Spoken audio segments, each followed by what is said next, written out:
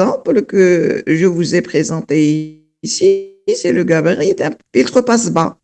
Alors, donc, on a dit, et je l'ai répété la dernière fois, quand vous avez un gabarit, donc le filtre passe-bas idéal, c'est celui qui présente une fenêtre rectangle, c'est-à-dire il va de 1, il prend le milieu entre FB et FA, qui est sa fréquence de coupure, et à partir de là, donc, avoir quelque chose de parfait. Mais la réalité est tout autre, donc vous pouvez jamais avoir quelque chose de parfait.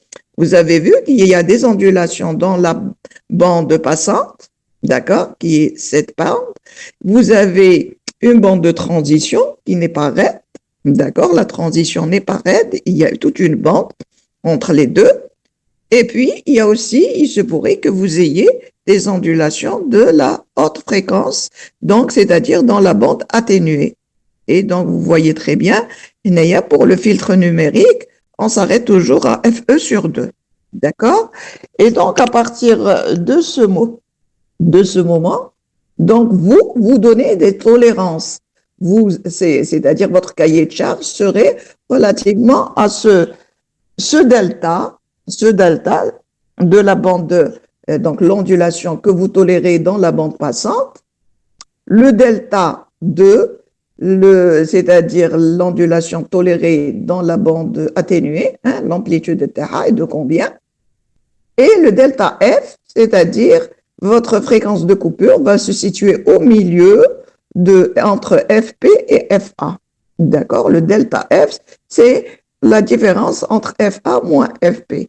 Donc, c'est la bande de transition. Donc, selon votre application, par exemple, vous choisissez un delta F qui est très, très petit ou une ondulation de la bande passante très, très petite. Donc, vous donnez un certain cahier de charge. Et à partir de ce cahier de charge, selon qu'on veut un filtre, donc là, si on se place dans l'analogique ou le numérique, donc si on se place dans le numérique, on sait dans le numérique, j'aurai le choix entre un FIR ou un RII.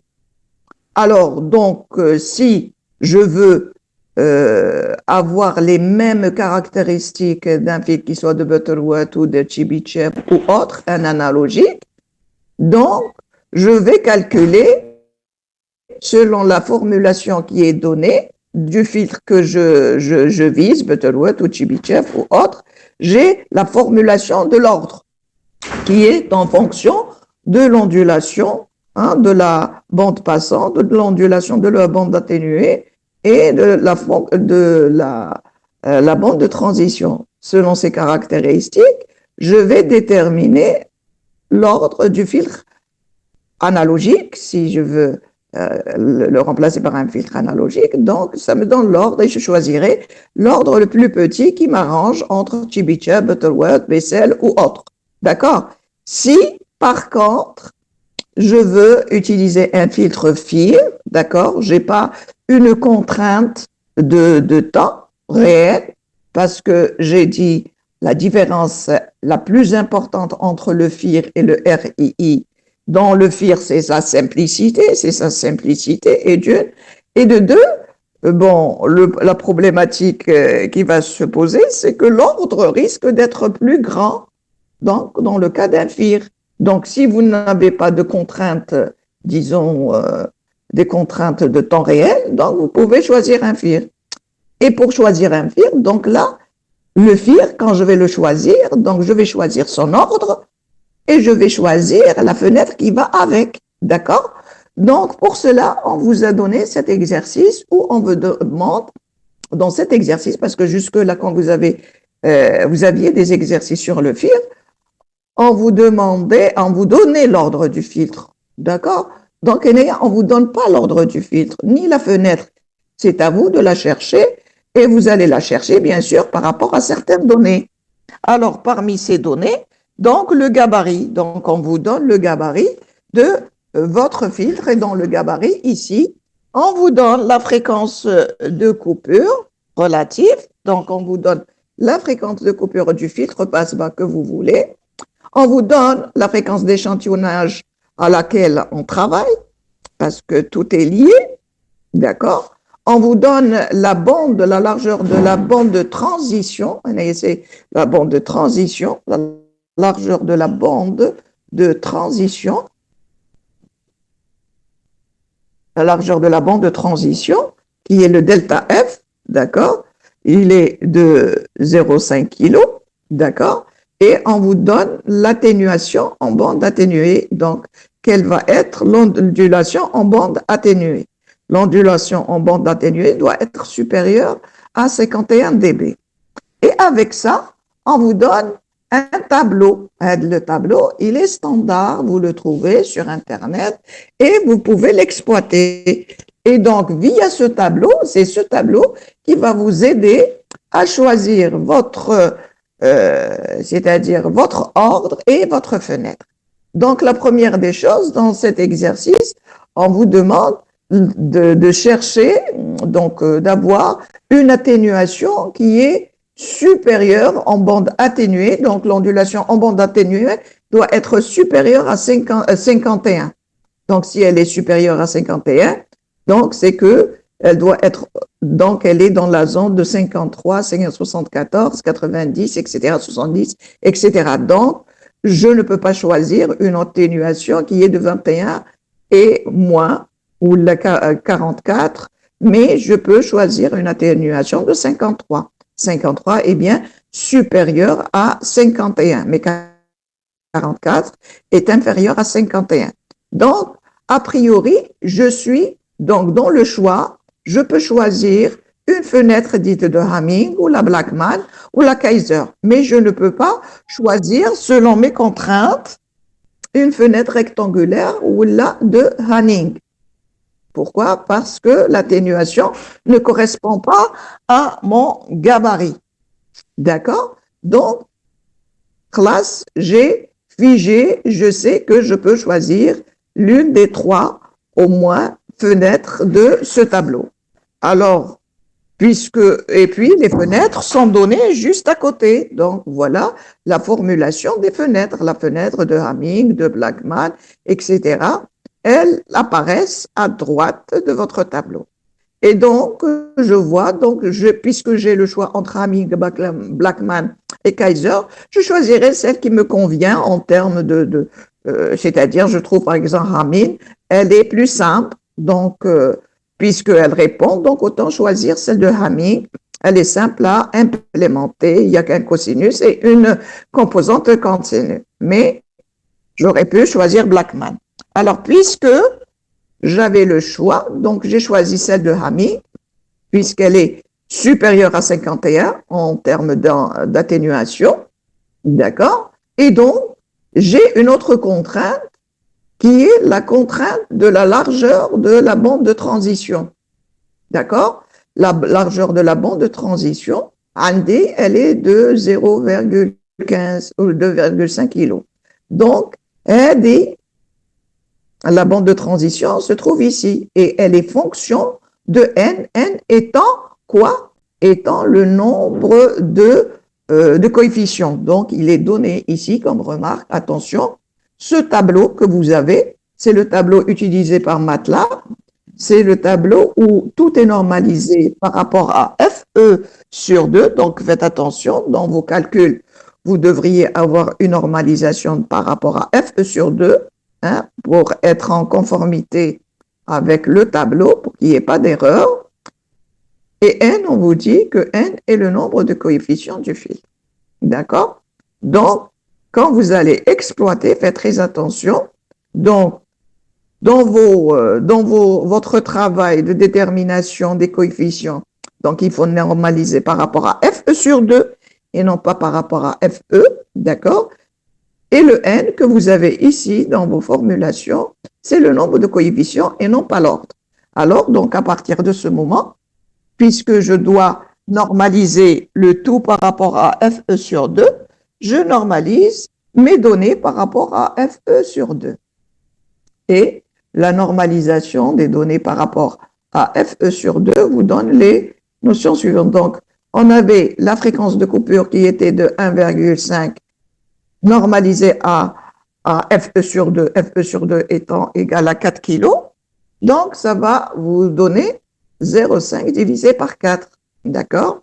Puisque je normalise par rapport à FE sur 2. Donc, divisé par 4, j'ai la bande de transition normalisée. Pour ce qui est de l'expression des coefficients quand il s'agit du filtre passe-bas, hein, le filtre passe-bas, sa fréquence de coupure, plutôt les coefficients d'un filtre passe-bas, donc puisque c'est rectangle avec une fréquence de coupure normalisée F'C, dès que ce sera Fc', sinus cardinal de KFC'. D'accord? Donc là, c'est déjà établi plusieurs fois concernant le filtre passe-bas. Donc, les coefficients des filtres passe-bas, quand la fréquence de coupure est normalisée, on l'a établi plusieurs fois, c'est la même, d'accord? Seulement, ici, faites attention pour votre fréquence de coupure normalisée, d'accord? Ça sera la fréquence de coupure déjà a priori. J'ai dit la fréquence de coupure, donc puisque le filtre idéal, c'est celui qui a le 1 et qui passera par le milieu de FC, donc là, relativement, la fréquence de coupure sera égale à quoi? Ce sera la fréquence de coupure qu'on vous a donnée, d'accord? Plus la bande de transition sur 2, puisqu'il y a une bande de transition. Comment cache la bande de transition? Quand il y a FC, restera FC. S'il n'y avait pas de bande de transition. Mais comme il y a la bande de transition, la fréquence de coupure sera la fréquence de coupure relative, d'accord, et ajouter la fréquence de coupure sur 2. Le tout, donc, ça sera 1,5 plus 0,25 kHz. Là, quand c'est pas normalisé, une fois normalisé, ça sera la valeur de 1,75 sur 4 normalisée par rapport à FE sur 2. Donc, votre fréquence de coupure normalisée est de 0,4375 kHz. Donc, ce sera 437,5 Hz. D'accord? Pour ce qui est de la fréquence de coupure normalisée. D'accord?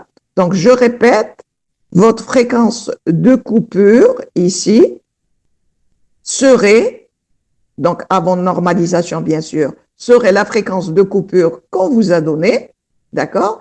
Mais ajoutez la bande de transition sur 2, parce qu'elle se situera au milieu. D'accord? Donc, elle est relativement non normalisée, mais normalisée, il n'y a pas égalité. Hein? Après normalisation, donc il n'y a pas égalité. Après normalisation, elle deviendra 0,437,5. D'accord? Plutôt 437,5 Hz ou la 0,4375 kHz. Là, pour la fréquence de coupure normalisée. Donc, les coefficients apparaissent à partir de ce moment. Mais comme je suis dans un FIR, donc j'ai dit, vu le tableau, on choisit la bande atténuée supérieure à 51 pour des raisons de simplicité de la méthode. Je choisis la fenêtre de Hamming, hein, puisqu'elle est moins encombrante. Alors, pour la détermination de l'ordre, puisque l'ordre, c'est, je l'ai vu ici, c'est 6,6 sur n, n étant le nombre de coefficients. Donc, le nombre de coefficients n serait égal à quoi? Serait 6,6 sur la bande de transition, puisque la bande de transition est une fonction, elle était égale à 6,6 sur n. Donc, bien sûr, étant normalisé, puisque le tableau est donné pour une fréquence de coupure normalisée, à FE sur 2, donc je trouve un résultat de 52,8. Par conséquent, donc, puisque le nombre de coefficients doit être un nombre entier, je prends l'entier, la partie entière plus 1, donc ça me fera 53. Donc, n étant le nombre de coefficients du filtre. Donc, le n-1 serait l'ordre de votre filtre. Donc, vous avez un filtre FIR d'ordre 52 et donc utilisant une fenêtre de Hamming. Donc, vous voyez comment vous avez établi et l'ordre et la fenêtre relative en exploitant quoi? En exploitant le gabarit de votre filtre, en exploitant le cahier de charge de votre filtre. Donc, c'est le cahier de charge de votre filtre qui va vous déterminer, quel que soit le type de filtre, qu'il soit RII ou qu'il soit FIR, c'est lui qui va vous déterminer l'ordre du filtre. Dans le filtre FIR, il va vous déterminer même la fenêtre de pondération que vous allez utiliser.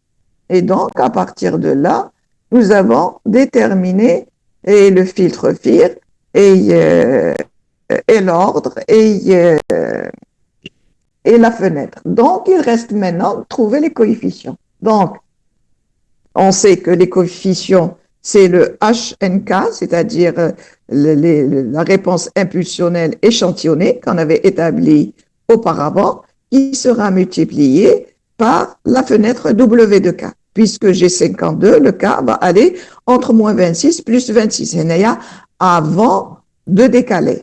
Après, le fait que le troncage. Donc après, qu'est-ce qu'on va faire? Donc la fenêtre étant celle de Hamming, j'écris la fenêtre de Hamming. La fenêtre de Hamming, elle s'écrit sur 53. N étant le nombre va aller de moins 26 plus 26. Donc après, j'exploite le HK puisque c'est NKW de K.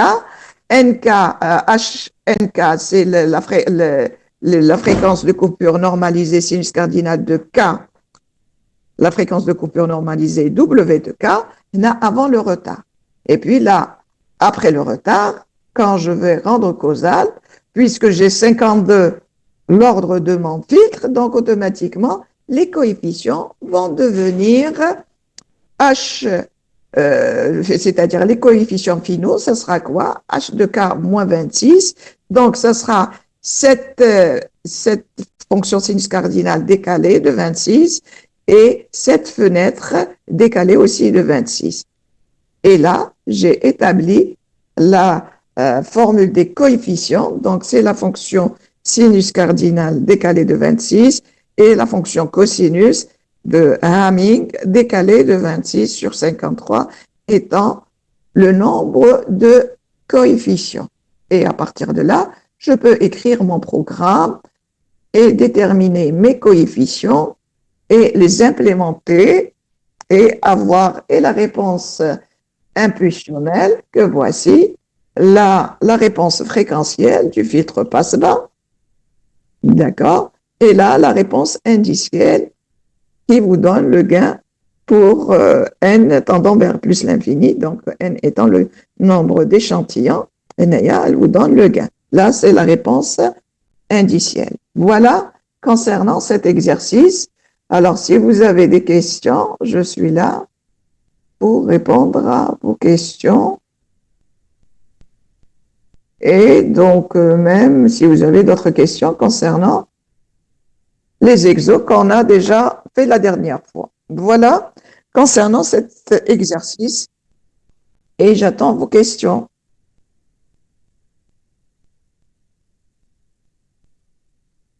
Alors. Oui? Des questions? Hawa?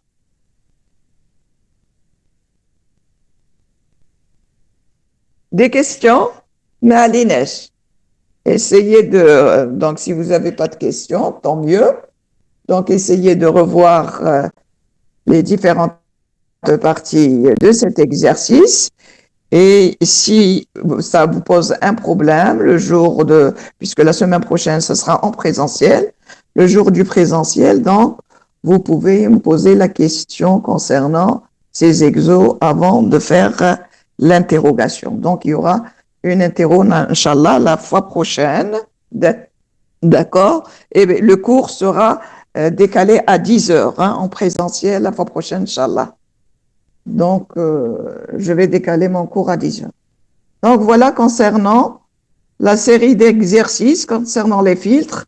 On aura peut-être même encore quelques exos qu'on va traiter en présentiel et surtout moyennant les structures de filtres pour que vous ayez une idée sur la réalisation de quelques structures de filtres, surtout pour les filtres RII qui sont un peu plus compliqués que les filtres FIR. D'accord? Donc, s'il n'y a pas de questions, on va aller vers les filtres, plutôt le cours suivant. Et je vais automatiquement me placer dans le cours suivant.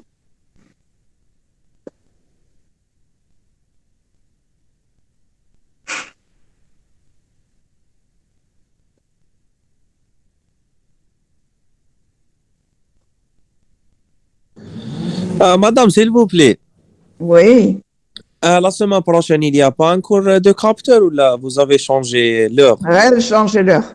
Ah, d'accord, merci. Donc, ouais, il va aller vers 14h, 13h, ou même dire à 10h. Mais elle m'a شفتش معاه, mais je suis sûr qu'il ne va pas me dire non. Parce que بالك هو عنده أنا نتيرو.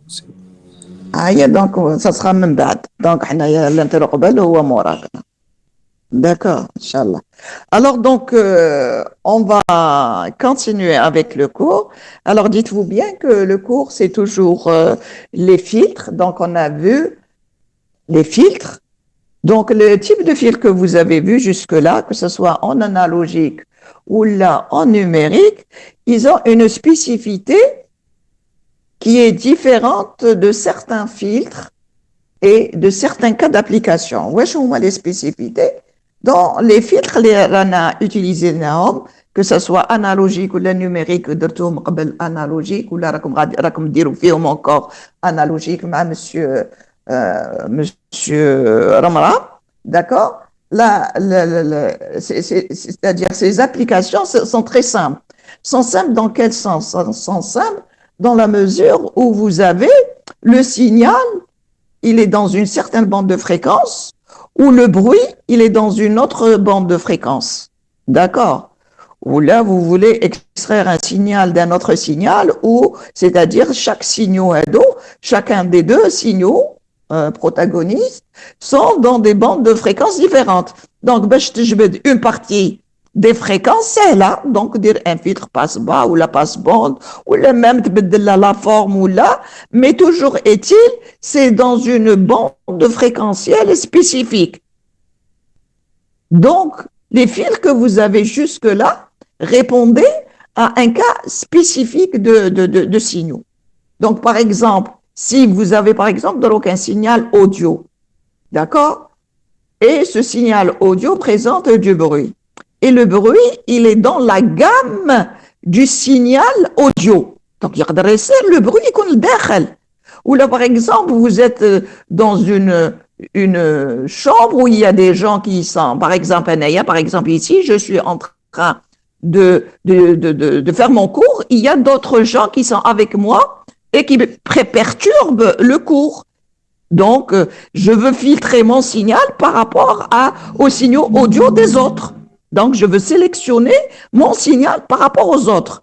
Donc, je veux faire une séparation de mon signal par rapport à d'autres signaux qui sont dans la même bande de fréquentiel. Là, ça sera difficile. Ça sera difficile et ça ne sera pas faisable avec les signaux que vous avez, et plutôt avec les filtres que vous avez jusque-là, étudiés jusque-là. Les filtres que vous avez étudiés jusque-là, qu'ils soient analogiques ou la numérique, ils ne sélectionnent que le signal dans sa bande fréquentielle. Mais ما يقدرش يجبد لك un signal ويخلي un autre signal alors que les deux signaux sont dans la même bande fréquentielle. D'accord? Donc, je ne peux pas faire une séparation de source. C'est-à-dire, je ne peux pas, s'il y a plusieurs personnes qui parlent, et je veux sélectionner la voix d'une personne spécifique, je ne peux pas, quoique je connaisse la bande de la personne هذيك ما نقدرش نجبدها من الاخرين ما نقدرش نسيباريها من الاخرين وعلاش parce que il y a des problèmes, c'est-à-dire en réalité il y a des problèmes ou des problèmes de bande fréquentielle et d'une, et même quand il s'agit du bruit, le bruit peut être dans la même bande et je ne peux pas extraire le signal mon signal et je ne peux pas le rendre net en termes de bruit. Donc, il y a d'autres filtres. Et ces filtres-là sont des filtres adaptatifs. Ils vont te filtrer le signal échantillon par échantillon. Et à chaque échantillon, il adapte ou une partie du signal sera adaptée. Le signal, la partie que vous allez traiter, il prend une partie du signal, il va lui trouver des coefficients spécifiques, par exemple pour le filtre FIR, il va lui trouver des coefficients spécifiques au filtre FIR avec la bande d'un signal. On va d'après, etc. Donc, il va adapter à chaque fois, il va trouver des coefficients pour filtrer le signal. On parlera de filtres adaptatifs. Pour parler des filtres adaptatifs, il vous faut un bagage. Et le bagage qu'il vous faut, c'est les signaux aléatoires. Donc, on ne peut pas maintenant, dès le départ, parler de filtres adaptatifs sans vous parler de signaux aléatoires. Donc, dommage, les signaux aléatoires, mais c'est pas difficile. On va vous présenter qu'est-ce que c'est un signal aléatoire. Et à partir du moment on va reconnaître le signal aléatoire ou ses caractéristiques ou qui fait, on le cerne, on peut facilement vous introduire les filtres adaptatifs. Vous direz, les filtres adaptatifs, mais le cas du filtre numérique. Mais qu'est-ce que les filtres analogiques adaptatifs? Ils n'existent pas. Où le traitement de signal a avancé avec les filtres adaptatifs grâce au filtrage numérique. D'accord?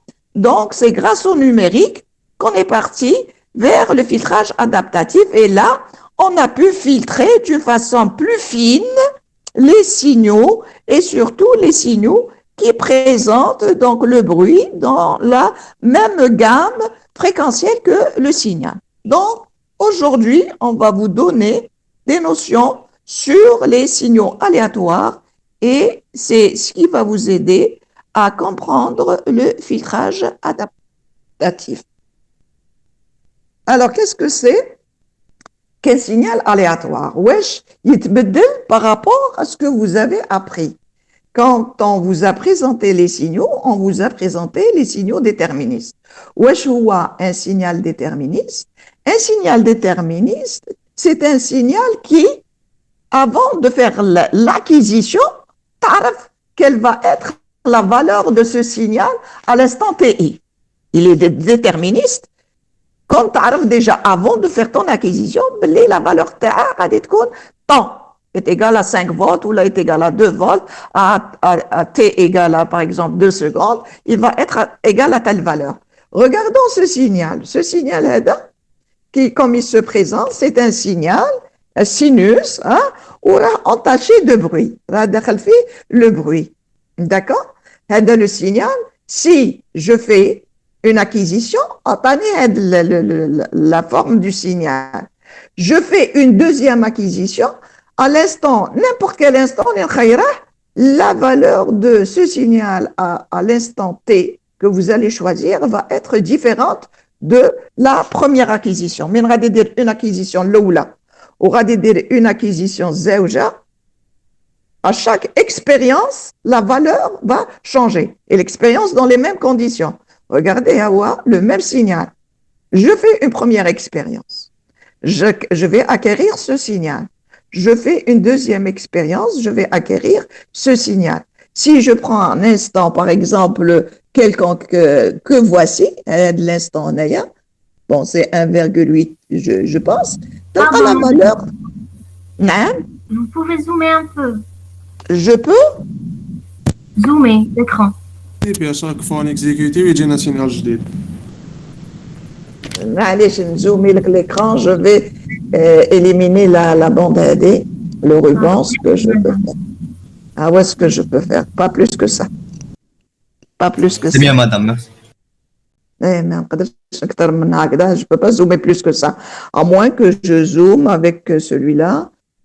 هكذا تشوفوا هكذا ايوه زومي لك هكذا très bien هكذا ok mais باش تشوفي le signal تشوفي le signal هنايا à l'instant هذا par exemple qui est de 0,04 ou la 0,54, pardon, où la valeur NAIA 0,54 est différente. Elle est égale à moins 4, ou NAIA 0,54, elle est égale à moins 3,5. D'accord? Par exemple. D'accord? NAIA, le signal IBEL, comme a priori, est le même, mais c'est un signal qui est entaché de bruit. D'accord? C'est un signal sinus entaché de bruit. Et la valeur, à n'importe quel instant, chez kif. D'accord? Il y a le fait aléatoire. Qu'on dirait plusieurs acquisitions avec les mêmes conditions, c'est que vous êtes dans un cadre qui est déterministe. Vous êtes l'acquisition ou à un instant quelconque, la valeur est différente. Hein, la valeur de l'avant-dernier, il vaut moins 3,2, ou l'avant-dernier, il vaut moins 4 aussi, à peu près. Donc, on voit que le signal a changé à cet instant. Donc, je suis dans un cas aléatoire. Donc, je ne pouvais pas, avant de faire mon acquisition, je ne pouvais pas prédire. Hein, on ne peut pas prédire complètement la valeur de votre signal. Donc, dès l'expérience dans la même condition, le signal t égale à 0, il a le t de votre acquisition, la fenêtre, c'est le même signal. Vous êtes en cas déterministe, ou le signal, c'est que vous êtes dans un cadre purement aléatoire.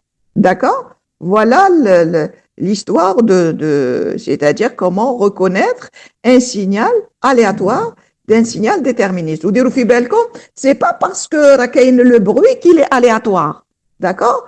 L'aléatoire est dû au fait que quand j'ai fait l'acquisition, ça a changé. Vous allez voir, donc, pour revenir au format standard, voilà. Bon, légèrement. Voilà, Malinache.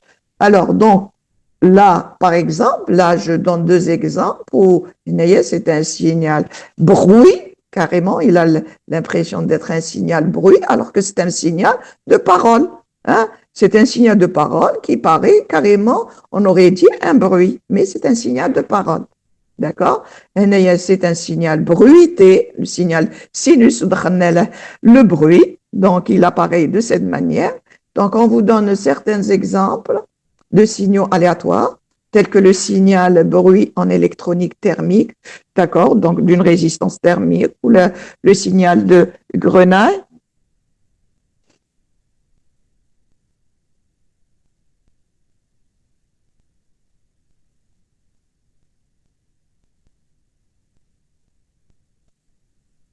OK?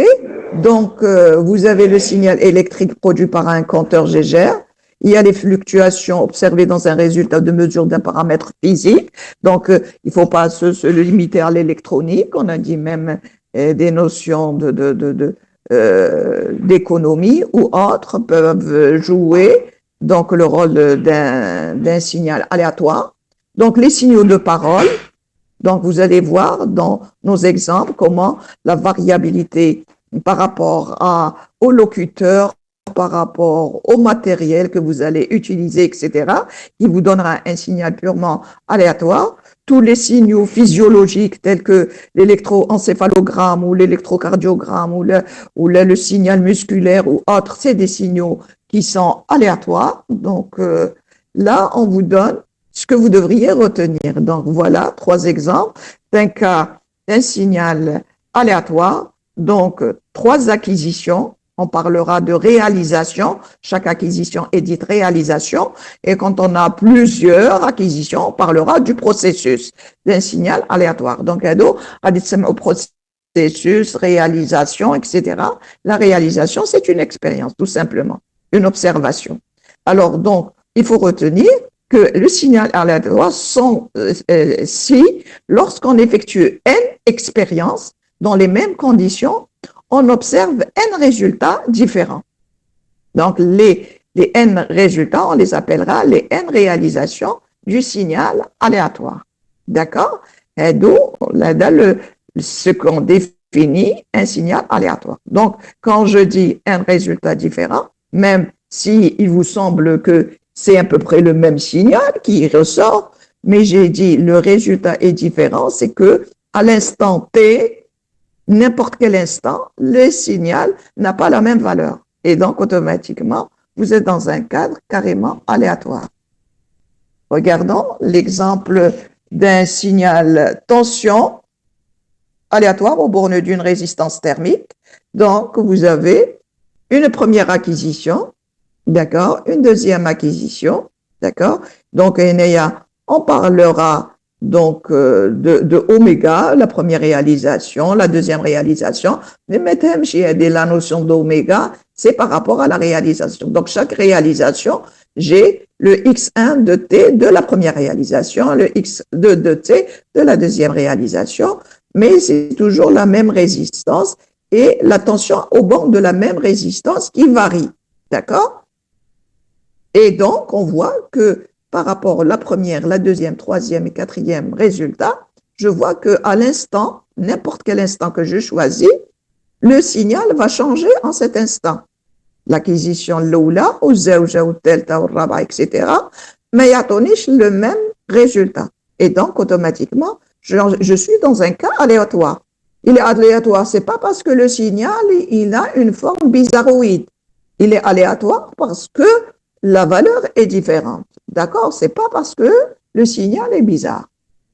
D'accord? Donc, vous avez donc plusieurs valeurs. Donc, à chaque fois que je fixe la réalisation, la valeur est donc appelée, donc j'ai une réalisation du processus. Le processus, c'est l'ensemble du signal, des différents signaux, est appelé processus. Pour vous donner la notion ou le jargon ou les termes qui sont utilisés dans les signaux aléatoires. Le signal aléatoire, une seule réalisation. La réalisation, c'est une expérience. Et le processus, c'est l'ensemble des expériences. Alors, qu'est-ce que c'est la variable aléatoire? La variable aléatoire, c'est la valeur donc de x à un instant donné. Quand je choisis, je fixe t, par exemple, pour t égale à t1, j'ai la variable aléatoire x de t. D'accord? X de t1 serait ma variable aléatoire. Je peux avoir une deuxième variable aléatoire, x de t2, je peux avoir une troisième, etc. Et c'est la variable aléatoire. C'est elle qui va représenter le processus aléatoire et j'ai le signal aléatoire. C'est comme déroule la différence bin signal aléatoire, bin la variable aléatoire ou bin le processus aléatoire. D'accord? Donc, je répète, la variable aléatoire, elle est relative à tout le processus par l'ensemble des réalisations, l'ensemble des expériences, d'accord? À chaque instant T, j'ai une variable aléatoire, d'accord? Qui risque d'être la même comme elle peut être différente. Elle dit, on va la discuter par la suite. Mais sachez que X à l'instant TI, ça sera votre variable aléatoire. Et les différentes valeurs prises par, donc quand je fixe le T pour la valeur de T1, d'accord, pour la valeur de T, j'ai une première valeur de la variable, une deuxième valeur, une troisième valeur de la variable. Donc, la variable peut prendre plusieurs valeurs. D'accord? Alors, regardez ici, c'est un signal aléatoire. Alors, qu'est-ce qui est aléatoire? Pourquoi j'ai dit que ce signal est aléatoire? Je vous pose la question. Regardez, le signal x de t qui est a cosinus 2pi f0t de phi, d'accord? Phi étant une variable qui prend des valeurs entre 0 et 2pi, c'est un signal qui est aléatoire. Alors, pourquoi il est aléatoire? Et pourtant, si je prends une seule réalisation, rien ne prédit qu'il est aléatoire. J'ai dit, c'est pas en faisant une réalisation que vous allez confirmer votre aléa. L'aléa est dû au fait que si je change l'expérience, si je fais les acquisitions pour différentes expériences, à l'instant TI, par exemple, l'instant qui est égal à 0,4, à 0,4, l'oula, تعطيني moins 1, زوجة تعطيني 1, delta ما تعطينيش 1, تعطيني légèrement inférieur à 1, الرابعة تعطيني légèrement inférieur à 1, etc. D'accord? Donc, à n'importe quel instant que je choisirai, si la valeur de X est différente pour les réalisations, chaque réalisation, donc je dirais que je suis dans un cas aléatoire. Et pourtant, X de t est un signal qui présente une formule mathématique et tout ce qui s'ensuit. Mais l'aléa ici, il y a la phase qui est aléatoire. La phase, elle prend des valeurs entre 0 et 2 pi. Et elle prend ces valeurs d'une façon équirépartie. واش معناها équirépartie؟ معناها la phase, على بالنا بلي la phase, elle est entre 0 et 2 pi. هذه على بالنا. Mais elle va prendre d'une façon aléatoire les valeurs. ما نعرفش في الدépart, là la phase تاعي elle est égale à 0 ou elle est égale à pi sur 2 ou elle est égale à pi ou elle est égale à 2 pi ou là.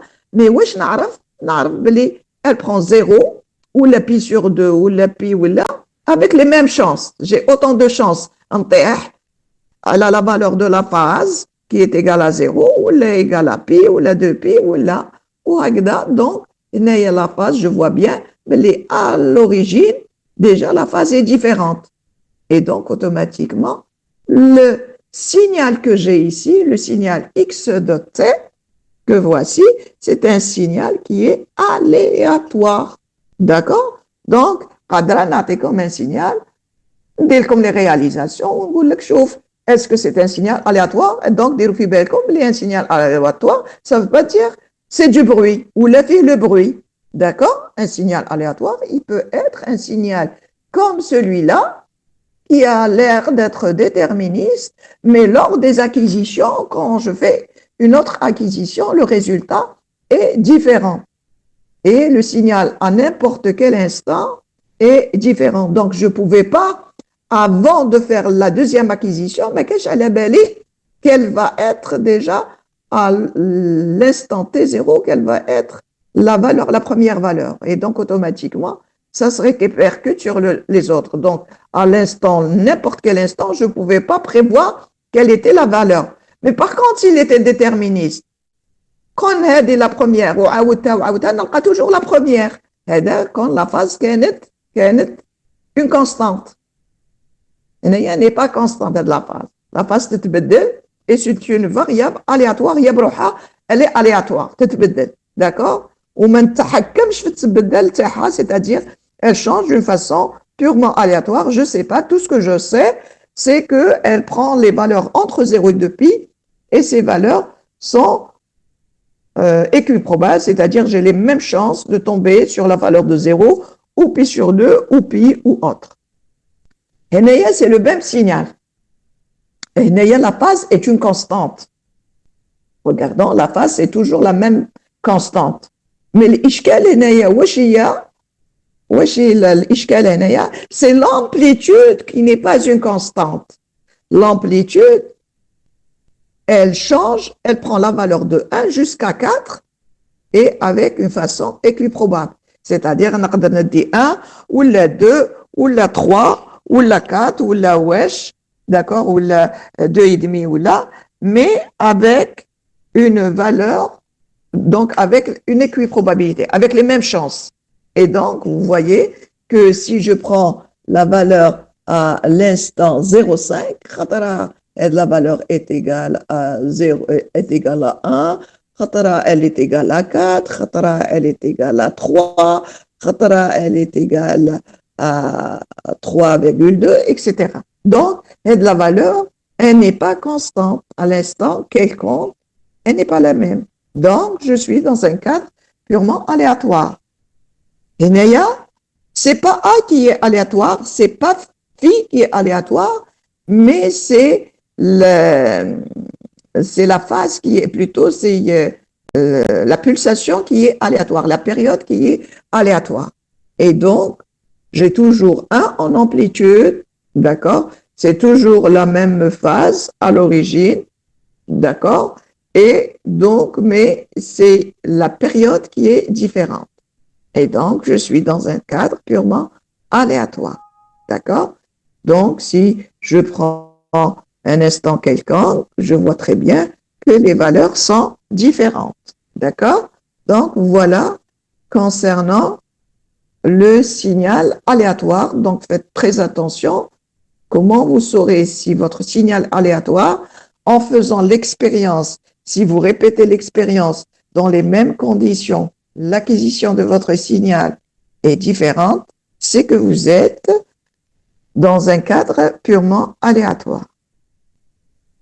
Là, le signal bruité, donc avec du bruit, c'est un signal sinus auquel on a ajouté du bruit. Et donc, selon l'expérience, donc, on prend un instant quelconque aussi, hein, si je prends cet instant-là, on voit très bien les différences d'amplitude à n'importe quel instant choisi.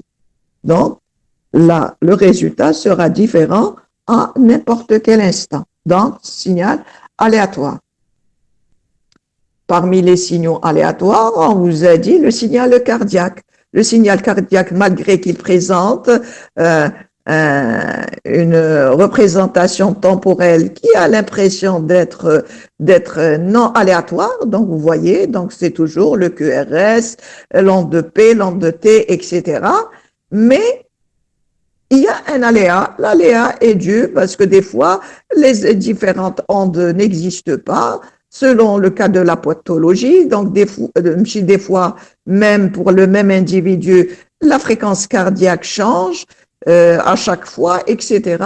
Et ceci, donc, on ne peut pas le prévoir, le prédire. Et donc, c'est par rapport à chaque acquisition sera différente. N'ayez c'est pour votre information générale, quand vous présente le signal cardiaque avec son QRS, l'onde de P, c'est l'onde de T qui correspondent, d'où les différentes ondes correspondent selon le passage du sang dans le ventricule ou dans les oreillettes.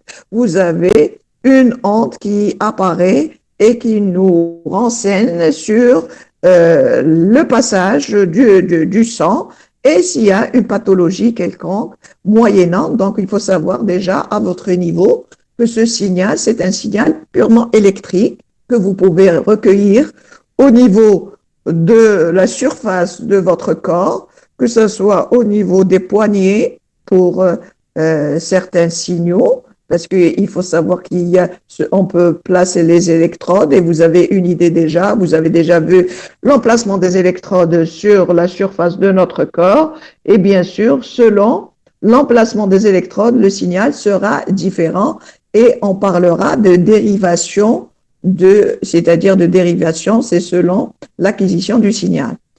D'accord? Et bien sûr, selon les dérivations, le signal sera différent, mais toujours est-il, quelle que soit la dérivation et quel que soit le signal que vous allez acquérir, c'est un signal électrique. Il est électrique pourquoi? Parce que lors du fonctionnement du corps, il y a à ce niveau, il y a un passage électrique qui est dû au faisceau de Higgs, qui est, c'est-à-dire des faisceaux électriques et le faisceau, il est alimenté par quoi? Il est alimenté par le changement de polarité des cellules du myocarde. Hein?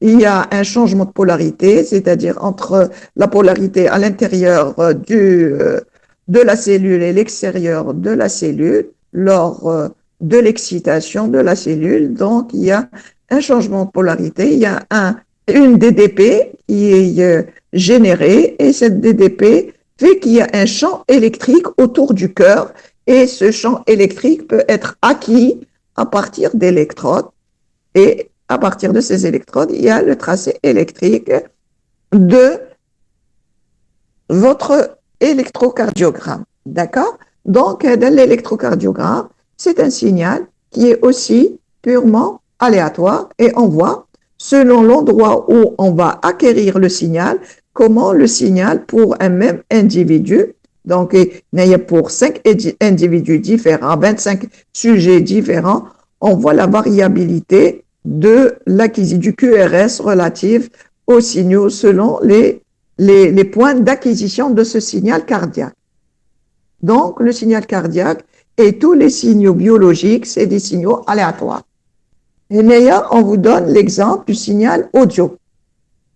Alors, pour une acquisition d'un signal audio, donc on parle dans un microphone, on utilise deux microphones différents, donc, et le même signal est enregistré sur deux microphones différents. On parle la même chose, c'est-à-dire sur la même acquisition du signal, on utilise deux microphones différents et vous voyez la variabilité du signal, comment le signal acquis sera différent et donc automatiquement il sera aléatoire. Donc, pour la variabilité du locuteur, on utilise le même locuteur, le même micro, mais deux enregistrements différents avec la même parole, on obtient deux signaux différents. D'accord? Le même locuteur, le même micro, deux enregistrements différents, la même lettre qui est dite, d'accord? Et on a deux enregistrements différents. Donc, on voit l'aléa du signal, parole. Il y a deux locuteurs différents, le même micro, la même la même parole qui est dite, et vous voyez la différence des deux signaux. Bien sûr, donc il s'agit pas seulement des signaux électriques, vous pouvez toujours avoir des signaux images aussi dans le domaine du traitement de l'image. On peut avoir les signaux images aléatoires et vous voyez selon le signal, par exemple, ne serait-ce l'écrit du 0 qui risque d'être différent selon l'écriture du chiffre, le chiffre 1 que je peux écrire différemment. Et donc, ce sera important dans la détection des images, pour la détection des images, pour reconnaître l'image, comment le signal peut être aléatoire, image peut être aléatoire et écrit différemment pour pouvoir être reconnu. Donc, le signal image risque d'être différent. Le signal que vous manipulez tous et beaucoup, c'est le signal binaire aussi, qui est une information de 0 et de 1. C'est un signal qui est aléatoire. Donc, le signal télégraphique, c'est un signal aléatoire. Donc, selon l'information que véhicule le signal binaire, donc vous avez des 1 et des 0 qui paraissent d'une façon aléatoire. Donc, vous voyez, le signal de communication binaire est aussi aléatoire.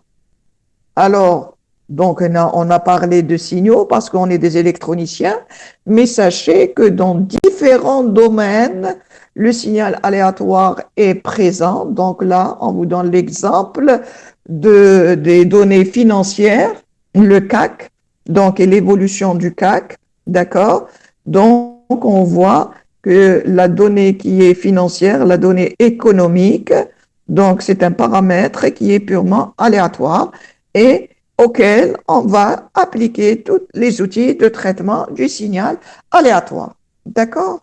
Donc, il y a pour vous dire que le traitement de signal n'est pas spécifique seulement aux signaux électriques, mais vous pouvez aussi l'avoir dans tous les domaines. Alors, à partir du moment où on vous a donné les exemples, afin que vous ayez une ouverture sur les signaux aléatoires et les différents exemples sur les signaux aléatoires, là, on va entamer les outils et la base du traitement du signal aléatoire. Donc, on va commencer par le signal le plus simple qui est, qu'on vous a présenté comme étant aléatoire, qui est le signal cosinus, d'accord? Et à partir de là, donc, on va généraliser pour l'ensemble des signaux, pour vous distinguer déjà les notions de variables aléatoires. Le signal aléatoire, quand on va vous donner un signal aléatoire, signal aléatoire. Il y a la théorie, il faut, pour cerner, pour avoir une idée claire, c'est pas en faisant une expérience, imaginez, le cas. Dire une expérience, ça y est, le signal est aléatoire, mais tu fais walou d'aléatoire. Tu vas rien voir en termes d'aléa. Pour être et pour cerner un processus aléatoire, خصك دير une réalisation ou un خصها يكون très très grand. تكون عندك une statistique كبيرة. Dans ce module, c'est la notion statistique qui va primer sur la notion probabilité. D'accord? Probabilité, c'est la base, mais on va plus parler en termes de statistiques. Donc, pour parler de probabilité, la probabilité est liée à une statistique et la statistique doit être importante, c'est-à-dire avoir plusieurs réalisations. Donc, on dit une réalisation, mais le n يكون infini, يكون كبير. Infini, bien sûr, je ne peux jamais atteindre l'infini, mais très très grand. Alors, je fais plusieurs expériences. Alors, je ne vais pas traiter l'ensemble des signaux, mais je vais leur trouver un représentant. Le représentant qui va le représenter, qui va représenter mon processus aléatoire, ça sera la variable aléatoire. اللي رمزت لها بالإكس دو تي إي ولا إكس دو تي جي.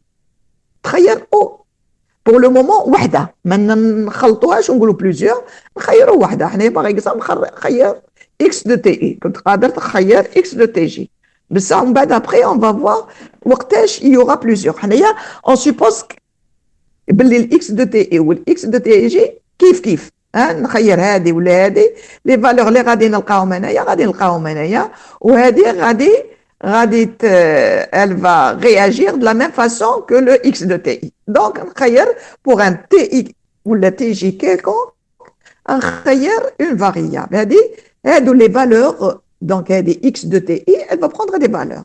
غادي تدي la valeur x1 غادي تبان par rapport à la première réalisation, غادي تدي la valeur x2 par rapport à la deuxième réalisation, x3, x4, etc.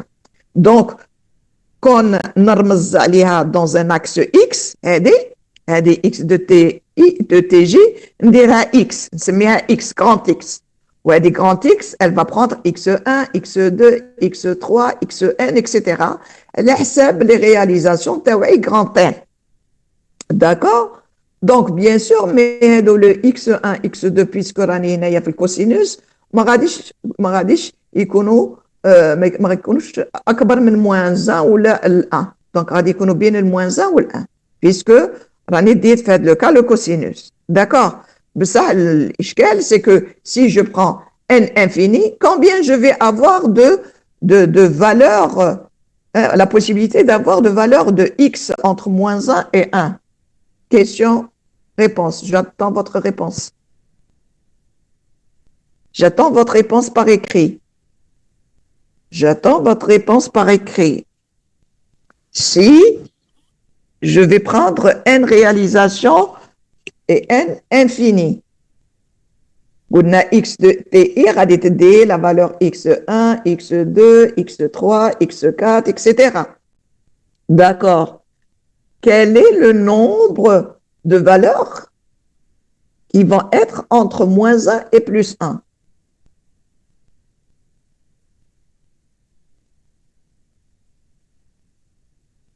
Combien de valeurs?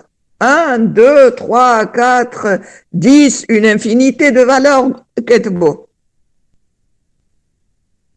Entre moins 1 et plus 1, ou n réalisation, le nombre n est infini.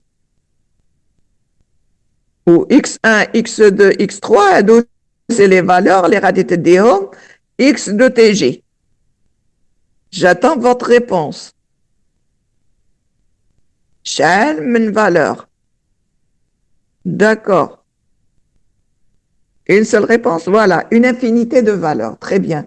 Si je fais une infinité de réalisations, puisque entre moins 1 et plus 1, qu'il y a une infinité de valeurs, donc j'ai une infinité de valeurs. Donc, je risque d'avoir une infinité de valeurs.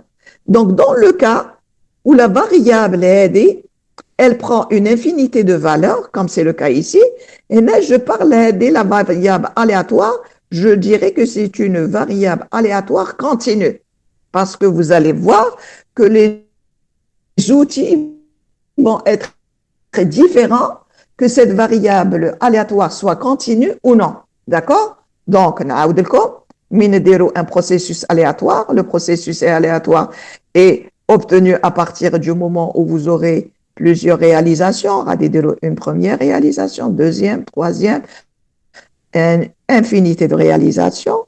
la variable aléatoire تخيروا n'importe quel TI ou le TJ هنايا وتشوفوا les valeurs prises par X de T. I هنايا les valeurs qui vont être prises, la valeur X1, X2, X3, Xn, etc. هنايا dans ce cas de figure, malgré que les valeurs sont limitées entre moins 1 plus 1, je risque d'avoir une infinité de valeurs si je fais une infinité de réalisations. Dans ce cas de figure, je suis dans un cas d'une variable aléatoire qui est continue. Donc, عرفنا واش هي la variable aléatoire, signal, وعرفنا بلي هاد la variable aléatoire تقدر تدي des valeurs, وعرفنا les valeurs تقدر تديهم les valeurs اللي تقدر تديهم يقدروا يكونوا continu ولا discret. D'accord? Donc, هنايا هذا la variable تقدر تدي une infinité de valeurs, donc la variable est continue. Donc, نشوفوا وقتاش تكون discret.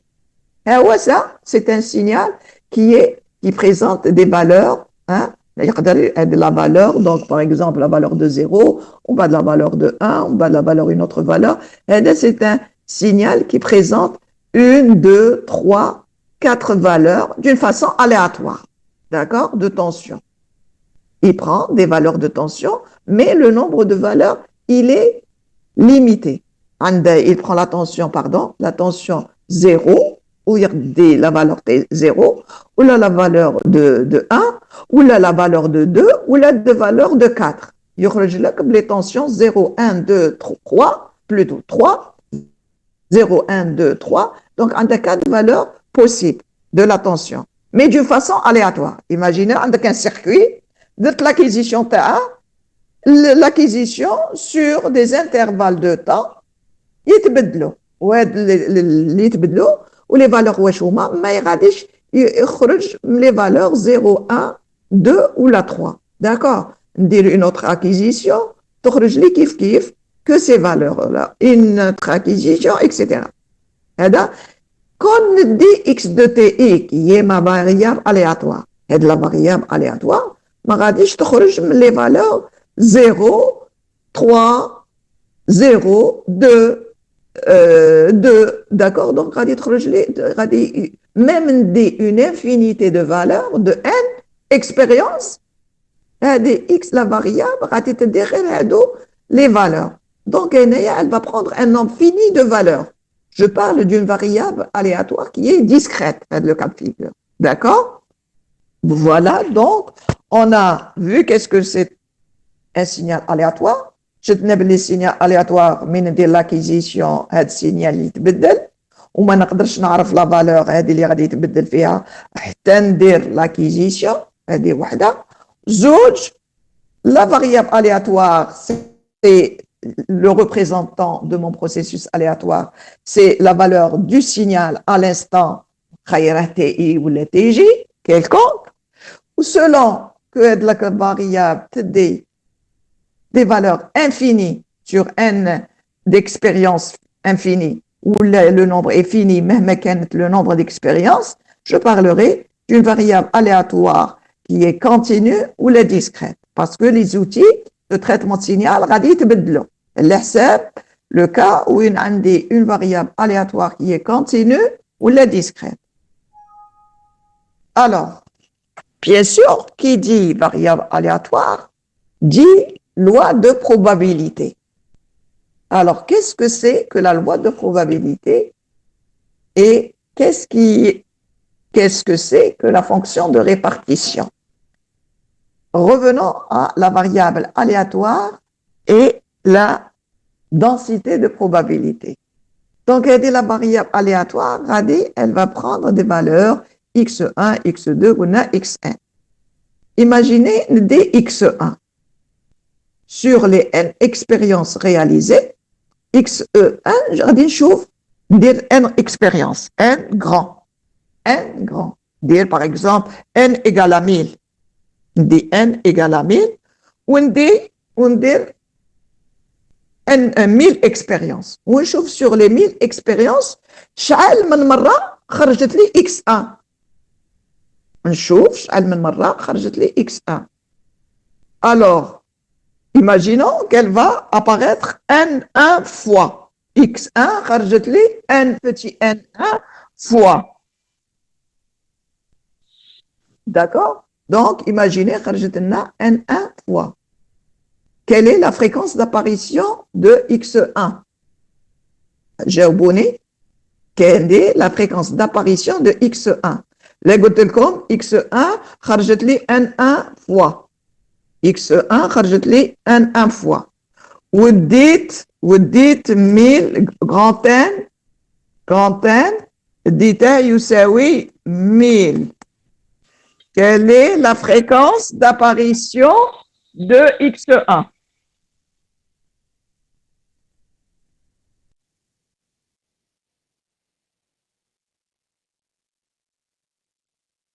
Vous pouvez répéter, madame, s'il vous plaît.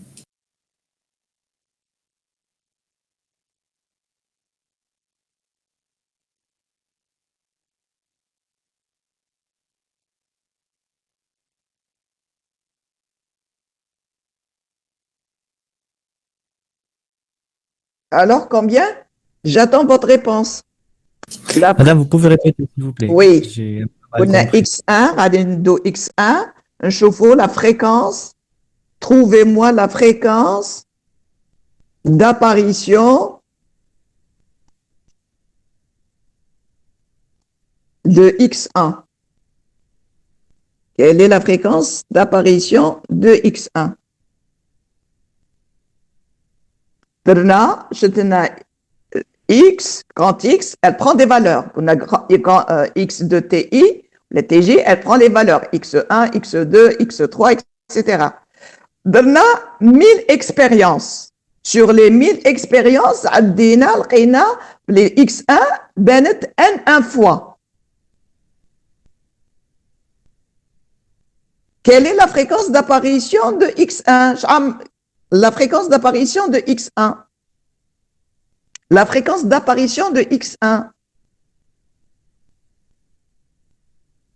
Sur les 1000 expériences, ben x1, voilà. C'est n1 sur grand N, voilà. La fréquence d'apparition de x1, c'est n1 sur grand N. La fréquence d'apparition, imaginez x2 tenez ben n2, donc n2 sur grand N, 1 sur 1000.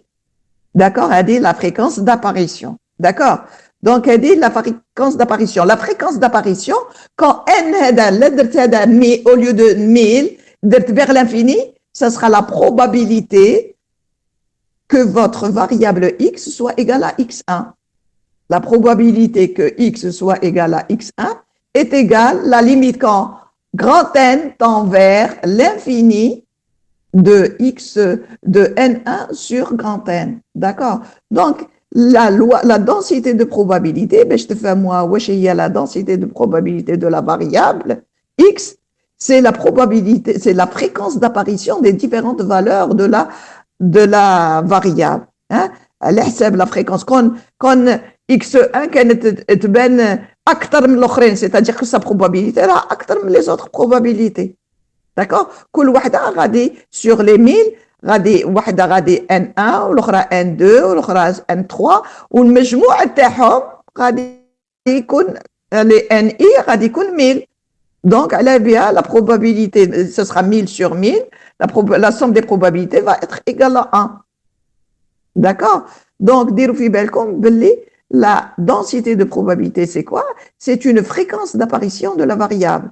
Hein, la variable va prendre certaines valeurs, donc au Hagda, je peux tracer la densité de probabilité, d'accord? De façon empirique. La densité de probabilité de x, puisque x, elle prend les différentes valeurs x1, x2, la densité de probabilité, c'est quoi? Ça va être la fréquence d'apparition de x1, le n1 sur grand N. La fréquence d'apparition du x2, ce sera le n2 sur grand N, etc.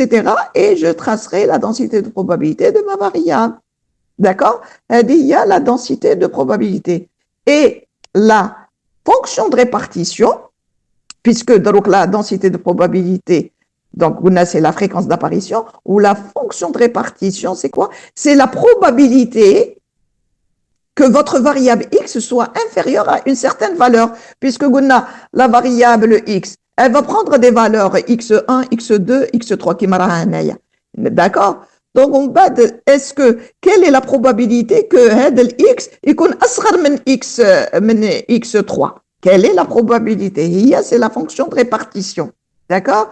La fonction de répartition, elle vous donne la probabilité que puisque la variable aléatoire x, elle va prendre des valeurs. x3, par exemple, c'est la valeur de 0,5. Imaginez.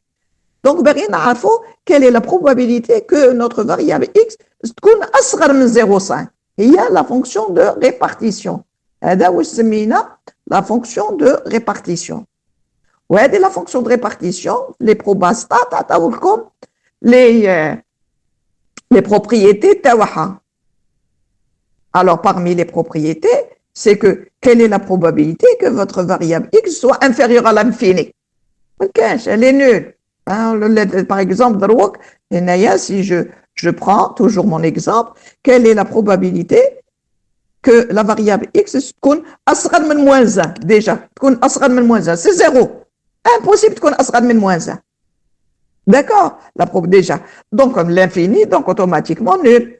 Quelle est la probabilité que votre variable x soit أصغر, plutôt, voilà, أكبر, par exemple, من 1. تكون أكبر من 1.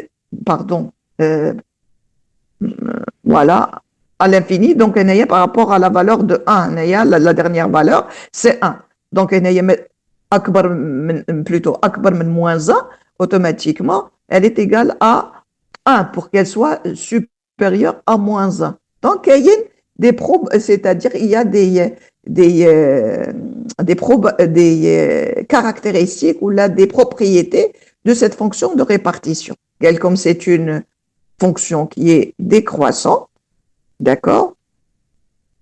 Non décroissante plutôt, comprise entre 0 et 1, elle va toujours entre 0 et 1, donc le f de u, elle va من 0 وتروح لل 1, à l'infini elle vaut 0, à plus l'infini elle vaut 100%, c'est-à-dire un 1, et entre deux valeurs, ça sera f de u1, la valeur u1, moins la valeur de u2. Elle dit, pour le moment, elle donc que les propriétés tawaha, mais après, avec les exemples et les exercices, ça va vous rappeler ce que vous avez fait en probastat. Et il y a tout ce que vous devriez savoir comme rappel, tenez, que cette probabilité peut être définie comme étant la dérivée. La probabilité, la relation B, la probabilité ou la fonction de répartition, c'est que la probabilité, c'est la dérivée de la fonction de répartition. Vous savez que P de E est une fonction positive, ou nœud, à la limite, que son intégrale de moins l'infini à plus l'infini, elle vaut 1. La probabilité pour que x soit inférieur à U0, elle est égale à la probabilité, bon, c'est la même chose. L'écriture, c'est l'intégrale de moins l'infini à U0 de P de E de U, pour déterminer la fonction de répartition au point U0. La probabilité entre deux valeurs, ça sera la fonction de répartition par rapport à la première valeur, la fonction de répartition par rapport à la deuxième valeur. C'est des propriétés, des probastats, les déjà درتوهم. On va voir comment on va les exploiter. Alors, c'est ce que je disais tout à l'heure. Je disais sur n expérience, n grand, si x1 apparaît n1 fois, alors la probabilité d'apparition du x1 est égale à n1 sur grand N. Et la probabilité en vrai sens du mot, c'est quand ce grand N tend vers l'infini. Et Néa, elle dit c'est une fréquence d'apparition. Bien sûr, le n égale à 1000 ou l'autre égale à 2000, mais c'est pas tout à fait la même. Pour qu'elle soit unique et de la densité de probabilité, il faut tendre n vers l'infini. Donc, min n étant vers l'infini, la fréquence va devenir unique et elle va être égale à n1 sur n. D'accord? Expérimentalement, c'est par rapport à votre n expérimental. Bien sûr, l'expérience ma تقدرش تكون infinie, mais la réalité en termes de probabilité, wesh il y a la probabilité quand n, le nombre d'expériences est infini. D'accord? هذه هي واش هي la probabilité. Alors, donc, par rapport à la variable discrète. Donc, dans le cas du discret, dans le cas de la continue, la variable était continue. Dans le cas du discret, la densité de probabilité d'une variable discrète, qui mettait tout à l'heure, on avait la valeur 0, 1, 2 et 3. Imaginez sur le nombre d'expériences, donc on a n infini, sur le nombre infini d'expériences, نشوفوا شحال من مرة غادي يخرج لي le 0, شحال من مرة غادي يخرج لي le 1, شحال من مرة غادي يخرج لي le 2, شحال من مرة غادي يخرج لي le 3. Et de là, j'aurai les probabilités ou les fréquences d'apparition du 0, du 1, du 2 et du 3. Alors, comment je vais écrire dans ce cas de figure, dans le cas où la variable est discrète, comment je vais écrire la densité de probabilité? Comment écrire la densité de probabilité dans le cas discret. La densité de probabilité, mais calculer cette valeur, imaginez que la valeur de n demi. Imaginez que la valeur était de n demi. D'accord? La valeur était relative à, donc, le hasul ou le faïda, 1, 2, alors 1, 2, 3, alors 1. Alors, 1, 2, 3, 1. Imaginez, donc, 1, 2, 3, 1, 2. Donc, il y a un tiers, ou il y a 2 tiers, ou il y a le reste de la différence, de telle sorte que ça donne un 1. Sachez que la somme de ces 3 amplitudes doivent donner un 1. Donc, là, quand il y a un tiers ou 2 tiers, calculer la valeur de ta 2 pour que ce soit un 1. D'accord? Alors, donc, si j'ai par exemple AD est égal à 1 tiers, donc je prends à 1 tiers la valeur, donc le 3 rassure le nombre de fois 1 sur 3. D'accord? Ou AD, c'est-à-dire laquelle qui est la plus fréquente, la valeur de 2 est plus fréquente que la valeur de 3, qui est moins fréquente que la valeur de 0. Donc, le signal, le signal télégraphiste, il est plus, le signal qui est en forme de palier, il est plus le 2, le 2 que le 0, que le 3. D'accord? La densité de probabilité, dans le cas où j'ai une variable qui est discrète, elle va s'écrire de la forme suivante. La probabilité que x prend la valeur de 0, que multiplier le delta de x moins 0, et de la probabilité que x soit égal à 1, que multiplier le delta de x moins 1, etc. D'accord? De 3, que multiplier le delta de x moins 3. Dans le cadre où la variable est discrète. Et là, c'est les probabilités réalisées par la variable discrète. La fonction de répartition de la variable discrète.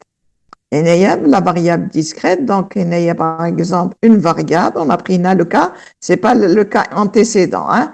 La variable discrète est qui prend 5 valeurs, la valeur U1, U2, U3, U4 et U5. Donc la fonction de répartition TH, comment elle s'écrit? Qui m'a la fonction densité de probabilité, mais au lieu du delta, le Dirac, elle va s'écrire avec l'échelon U de x moins UI. On va faire des exemples et vous allez voir que ce type de fonction de répartition, quand il s'agit d'une variable aléatoire discrète, elle est sous forme d'escalier. Elle répond toujours à moins l'infini à des zéros, à plus l'infini c'est 100%, c'est-à-dire un 1. D'accord?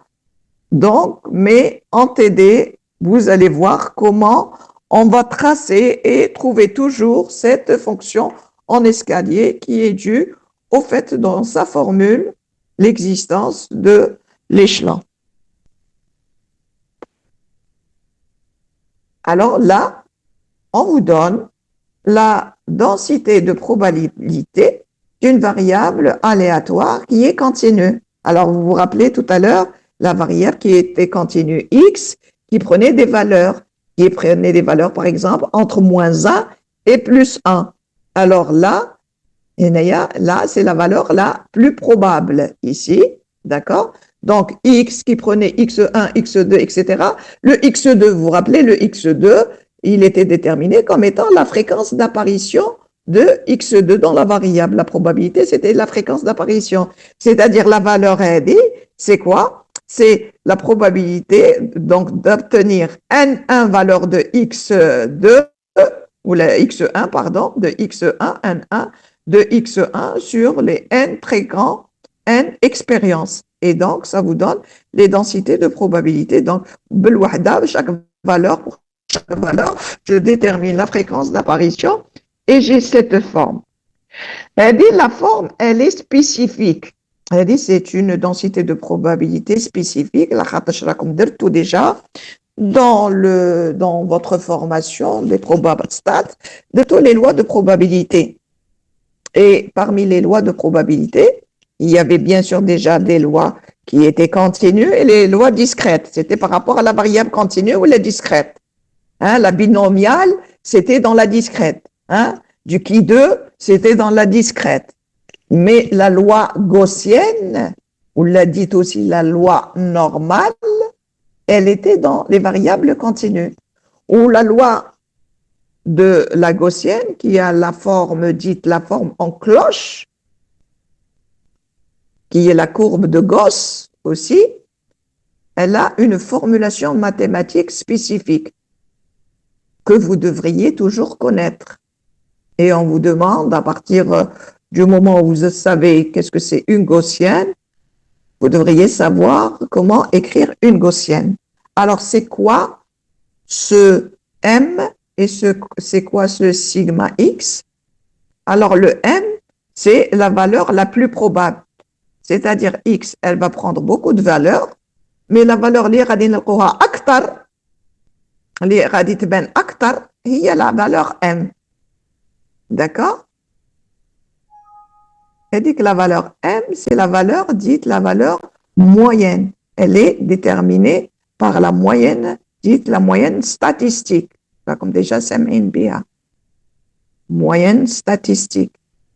D'accord? Et de la courbe, elle a toujours cette forme où il y a le maximum toujours في هذا الام هذا.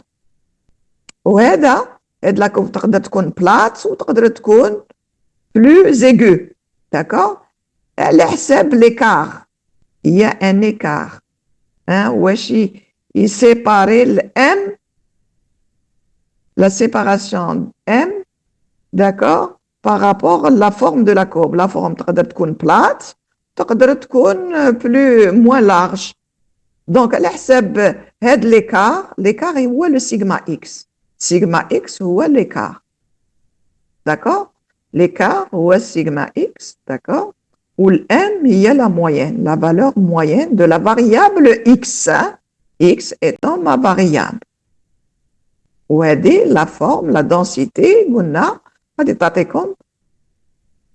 la fréquence d'apparition des différentes valeurs de la variable. شكون هي الأكبر اللي غادي تبان أكثر اللي غادي تبان أقل etc. D'accord? Ça vous donne une idée sur l'évolution du signal et l'évolution de la variable. D'accord? Alors, donc, قلنا l'écart, plus l'écart يكون صغير, plus هي تكون ناقصة عرض. Plus l'écart يكون كبير, plus هذه تكون plus plate, la forme plus plate. Où le M, قلنا هي la valeur maximale. Ouais, de la courbe, elle est toujours symétrique. D'accord? Alors, dans ce cas de figure, la fonction de répartition, ben, si tu vois, c'est quoi? C'est par rapport à une valeur. Une valeur quelconque. La fonction de répartition, ce sera l'intégrale de moins l'infini à x de p de x dx. Ce sera l'air.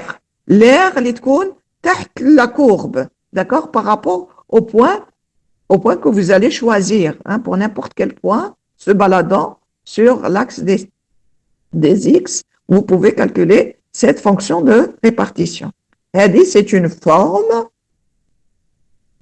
où la loi ou la densité de probabilité est une variable qui est continue. علاش on s'intéresse à la gaussienne, d'ailleurs, la loi normale, parce que il est démontré dans les probabilités, il y a un théorème qui est appelé le théorème des grands nombres, qui démontre tous les processus aléatoires naturels, c'est une superposition de signaux gaussiens.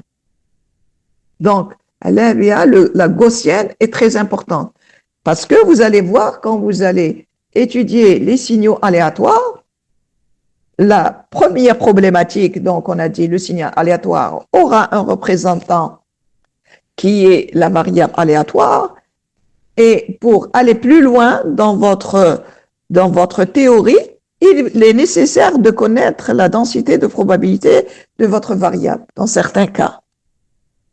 Et dans certains cas, vous devriez faire l'hypothèse sur cette densité de probabilité. Quand vous êtes dans un cas d'une variable continue, il est tout à fait évident et il est justifié, je dirais, de faire l'hypothèse d'une gaussienne. Parce que, grâce à la loi des grands nombres, qui vous dit que les processus naturels sont des superpositions de processus gaussiens. Donc, c'est tout à fait normal quand vous devriez faire une hypothèse sur une densité de probabilité de supposer qu'elle est déjà gaussienne. Une uniforme ou une autre loi que vous connaissez ou que vous allez apprendre, votre variable, elle suit telle loi, sans justifier. Mais par contre, si vous n'avez pas à justifier, vous devriez faire une hypothèse parce que vous savez déjà physiquement, il faut toujours partir des hypothèses. Et si vous faites l'hypothèse que votre variable est gaussienne, donc vous êtes dans le vrai, vous êtes dans le juste. Mais si vous faites une autre hypothèse, c'est faux. Et c'est la raison pour laquelle on vous demande toujours de connaître et savoir qu'est-ce que c'est une gaussienne, connaître sa forme, connaître sa formulation et donc savoir la manipuler.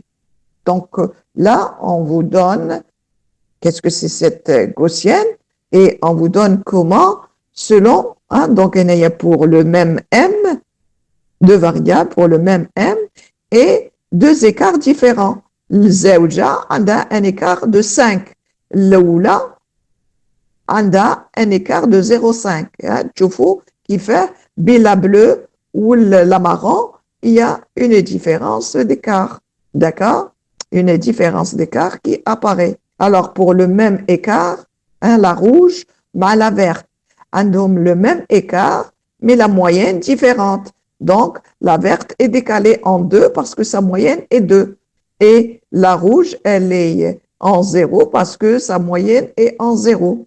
Donc, vous voyez comment, selon l'écart, selon la moyenne, comment je trace la densité de probabilité gaussienne, d'accord, d'une variable aléatoire.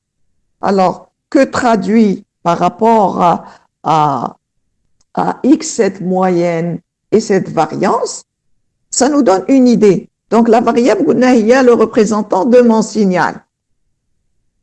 Le signal, il va prendre les valeurs en vert. Regardez, donc, le X va prendre les valeurs en vert entre moins 1 et plus 1. Et quand je calcule la moyenne de ces valeurs en vert, je trouve la valeur rouge. D'accord? Kif, il y a un autre X, il prend ces valeurs en vert et quand je calcule la moyenne, je trouve celle en rouge. Mais seulement, regardez, dans ce cas de figure, dans le premier cas de figure, les valeurs prises par la variable aléatoire sont loin de leur moyenne. Ils s'écartent de leur moyenne. Mais dans le deuxième cas, ils sont autour de leur moyenne. Donc, ça me donne une idée sur l'évolution des valeurs prises par la variable. D'accord? Donc, c'est une traduction comme la variable va prendre, donc, puisque elle est aléatoire, elle ne prend pas une valeur fixe. C'est des valeurs qui changent. Les valeurs changent avec une certaine moyenne. Cette moyenne, est-ce que راهم قريبة de la moyenne ou راهم بعاد على de la moyenne? d'accord? Donc il y a la notion de valeur donc de la gaussienne et comment la gaussienne va vous traduire l'évolution des valeurs données par la variable et si ces valeurs sont autour de leur moyenne ou par contre hein, la verte par exemple ou la rouge encore plus la marron et d'où les valeurs s'écartent de leur moyenne, à leur moyenne. Par contre, la bleue, les valeurs sont autour de leur moyenne. D'accord? Il y a qu'est-ce que c'est que la variable ou quelle est la vision, comment elle va nous aider, cette variable, à faire sa densité de probabilité, comment elle va nous aider à comprendre comment évolue la variable aléatoire. Alors, donc, là, pour ce qui est de la fonction de répartition, donc j'ai dit la fonction de répartition, comment elle est déterminée, c'est la probabilité que votre variable, imaginez, met à la variable z, d'accord? Alors, je veux déterminer la probabilité que ma variable z, elle est la variable aléatoire, soit inférieure à une petite valeur a, par rapport à a. D'accord? Donc, c'est quoi la probabilité? Il y a la fonction de répartition. Qu'est-ce qu'elle va me donner? Elle va me donner l'air qui est la courbe de la densité de probabilité. Il y a la fonction de répartition. D'accord? Donc, bien sûr, quand A est là, elle est à l'infini, mais l'air est nul. C'est-à-dire quand A tend vers plus l'infini, hein, donc من A تكون هنايا, تكون vers l'infini, تكون l'air complète, ou l'air va être complète pour l'infini. Donc, elle dit, c'est la fonction de répartition. Alors, donc, ça vous donne une idée comment la fonction de répartition va évoluer. Elle تكون nulle, وبعد منها تكون égale à 1 وهنايا مين يكون ال A égale à mu تكون عندي la moitié نتاع l'air puisque l'air total est égal à 1 donc من ال A égale à mu est égal à la moyenne غادي تكون تساوي واش غادي تساوي la moitié c'est-à-dire 1 demi donc غادي تطلع تساوي 1 demi هنايا ومن بعد après تزيد تطلع حتى تولي 1 ها هي la fonction de répartition donc تكون 0 hein, tu as la variable toujours gaussienne. À partir de moins 1, qui mettait le cas, moins 1, d'accord, à 1 maximum, on va égal à 1. D'accord? C'est-à-dire,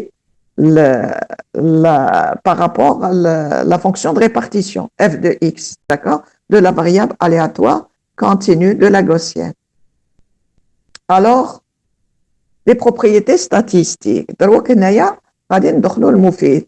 هذاك le m, donc هنايا عندنا la variable قلنا elle prend les valeurs x1, x2, bin moins 1 ou plus 1. D'accord. Donc, si je calcule la moyenne de ces valeurs, d'accord, je calcule la moyenne des xi, hein, ندير nk expérience كبيرة, d'accord, ou calculer la moyenne des xi, mk, c'est-à-dire la moyenne statistique. La خاطرش درت une statistique, درت plusieurs expériences. Le fait de dire plusieurs expériences, راك درت une statistique. D'accord? Donc, la moyenne sera la moyenne statistique. Donc, on dit x1 وزيد لها x2 والx3 ديال المجموع عدد على العدد تاع les expériences اللي درتهم. chaque expérience غادي تعطيني xi. غادي ندير المجموع تاعها وندير divisé par nk. هذه c'est la moyenne statistique empirique لاخاطرش par l'expérience. لاخاطرش nk ما غاديش يكون infini. كون nk يولي l'infini غادي كاع نكونفيرجيو vers une valeur. Donc دروك نديرو نتوما كل واحد يدير nk تاعه غادي تلقوا nk différente. بصح كون nk يكون infini غادي كاع تكونفيرجيو vers une moyenne dite la moyenne statistique. هاد mk غادي converger vers la valeur ex. هذه la valeur EX, elle est définie comme étant l'intégrale de X P de X dx. هذه c'est la moyenne statistique. نعاودوا l'expérience. نعاودوا الآخر واش رانا نهضروا.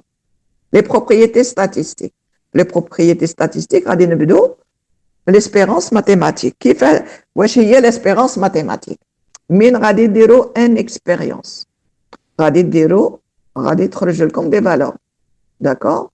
Des valeurs, chaque expérience غادي يخرج لك une valeur. غادي دير ان cas expérience. غادي تكالكولي la moyenne بيناتهم. من تكالكولي la moyenne هذه la moyenne تكون dépendante de n cas. واحد يدي 1000, واحد يدي 2000, واحد يدي 1100, etc.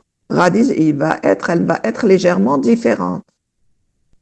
كون هذا ال n cas tend vers l'infini, غادي نكونفيرجيو كامل vers la même valeur qui est E de X. Et E de X, c'est la moyenne statistique. Elle est dite aussi l'espérance mathématique, elle est dite aussi moment d'ordre 1. Donc, on choufou un moment d'ordre 1. Donc, elle est définie, comme étant l'intégrale de X, P de X étant la densité de probabilité de X de X. Et dans le cas où la variable est continue. Parce que quand la variable est discrète, parce que P de X n'est pas continu, sous forme d'intégrale, sous forme de somme. Mais quand la variable discrète, X, il devient XI, P de X, P de X pour la valeur de XI. Vous voulez une somme,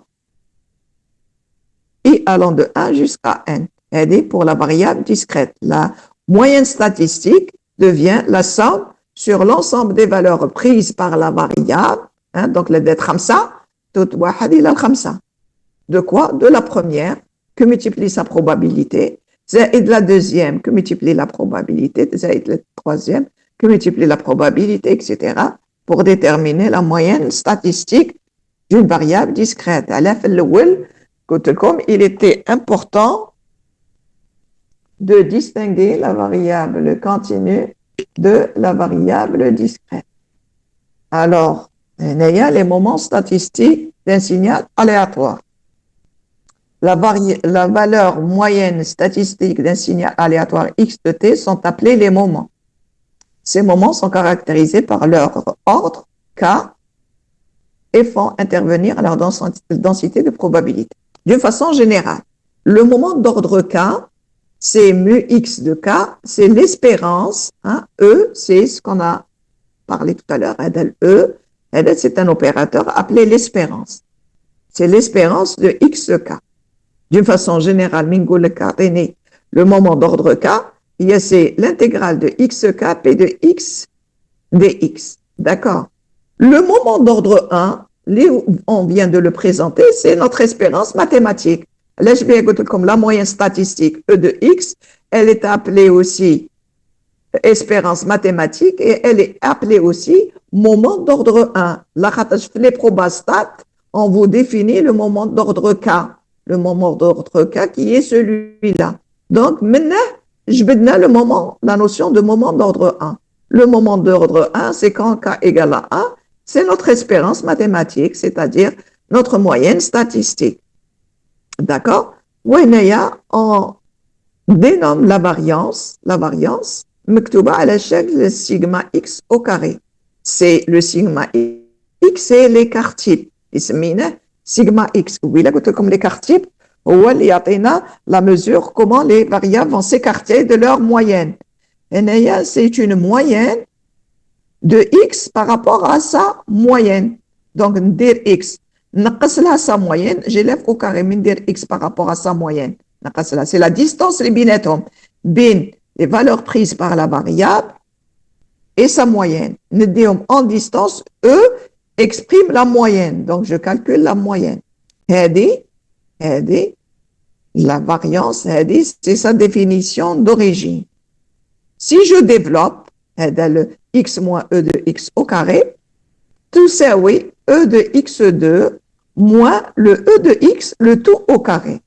c'est-à-dire le moment d'ordre 2, le moment d'ordre 2, c'est-à-dire E de x2, c'est-à-dire ce sera l'intégrale de x au carré p de x dx, c'est le moment d'ordre 2, naris le moment d'ordre 1, E de x, que j'élève au carré. Donc, en général, c'est sa définition, c'est pour comprendre qu'est-ce que c'est que l'écart. L'écart, c'est en termes de distance et une moyenne sur les distances, d'accord?